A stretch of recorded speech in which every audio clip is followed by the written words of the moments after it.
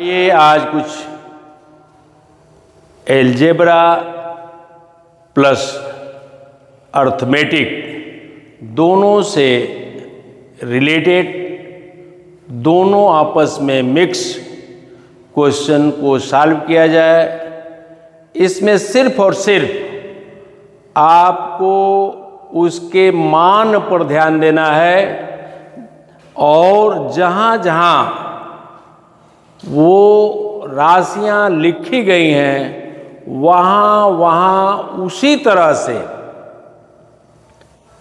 उसी से रिलेटेड जो वैल्यू है उसको लिखना है।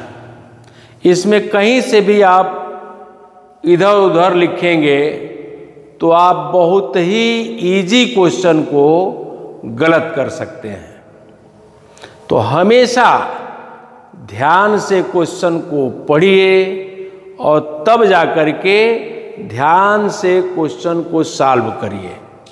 तो आइए देखा जाए कि किस प्रकार के क्वेश्चन अर्थमेटिक और एलजेब्रा से, यानी कहा जाए अंक गणित और बीज गणित से मिक्स क्वेश्चन है।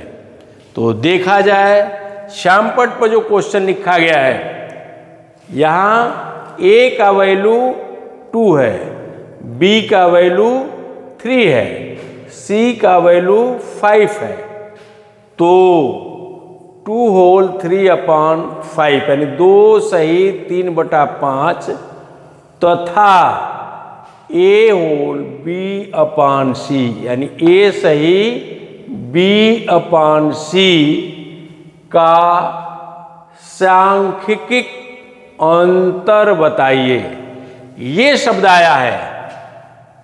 ये बहुत लोग इसको शब्द को सुन करके और थोड़ा सा घबराहट में महसूस कर रहे होंगे। सांख्यिक का मतलब संख्याओं का ही अंतर ज्ञात करना।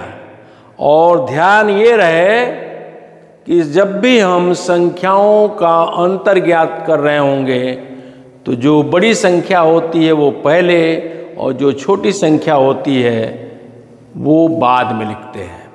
तो इस पर विशेष ध्यान देना होता है। सांख्यिक का मतलब जो साधारण क्वेश्चन आप घटाने के लिए करते हैं वही क्वेश्चन है। तो कुछ करना नहीं है। ए के जगह पर 2, बी के जगह पर 3 और सी के जगह पर 5 रख देना है और इसका और उसका अंतर ज्ञात कर लेना है। तो आइए देखा जाए कैसे इसको सॉल्व कर सकते हैं। 2 होल 3/5 माइनस ए के जगह पर आपका है 2, बी के जगह पर है 3 और सी के जगह पर जो है 5। देखने से भी लग रहा है कि इसका आंसर क्या हो सकता है। तो इस तरह से मौखिक भी आप बिल्कुल इत्मीनान से आप सेकेंडों में कर सकते हैं। ये समझाने के लिए हमने लिखा। अब आप घटाएंगे तो इसका आंसर क्या आएगा, तो वो आंसर आएगा 0। आपका प्रश्न सॉल्व हो गया।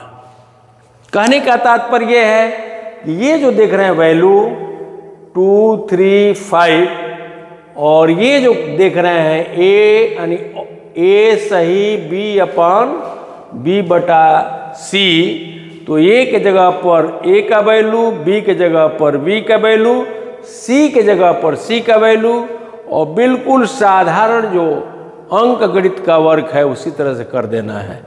और उसी आधार पर करें प्रयास में हमने क्वेश्चन लिखा है। ए का वैल्यू है 1/2/3, बी का वैल्यू 1/2, सी का वैल्यू 3/4। क्वेश्चन दिया गया, बना दिया गया।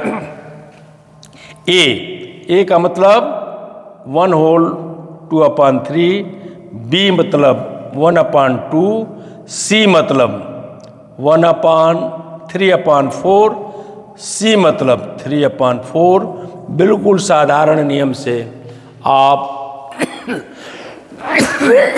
इसको आप हल कर सकते हैं। आपको कहीं इसमें दिक्कत नहीं होगा। एक चीज आता है यहाँ, यहाँ आप देख रहे होंगे b 1/2 और फिर आ जा गया आपका 3/4, यानी ये कॉम्प्लेक्स फ्रैक्शन में है, यानी भिन्न के नीचे भिन्न है। जब भी इस तरह का प्रश्न होता है भिन्न के नीचे भिन्न हो तो नीचे वाले भिन्न का अंश वहीं छोड़ देंगे और हर को ऊपर ले जाकर के गुणा कर देंगे, तो एक सीरीज में आपका क्वेश्चन हो जाएगा।